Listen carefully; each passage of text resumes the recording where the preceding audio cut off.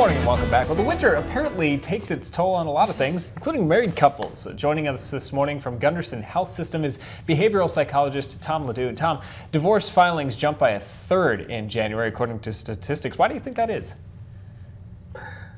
So some of the ideas behind that is the increased stress around the holiday season. So financial stressors are actually a big component to marital stress or just partners arguing. So there's the planned out finances, things get disrupted, you have to restructure. That can be the catalyst to all of this.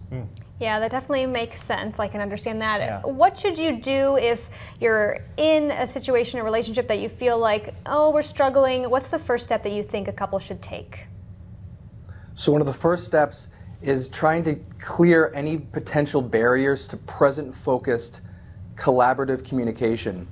Social media, the advent of social media has created quite an obstacle for partners to discuss things directly. Oftentimes things are routed to social media instead of things belonging between the couple within the dyad. So keeping things present focused, trying your best not to get mired in the past or be anxious about the future, but handling each topic that comes up as it stands in the present moment. Yeah, so talk to each other. Don't reach out to other people right away on social media or through any sort of means of communication like that. But that's easier said than done a lot of times. Do you have any recommendations for that very first step, how to open that channel of communication, Tom? Right. So it takes couples having an understanding of their values, and also I call it their tells.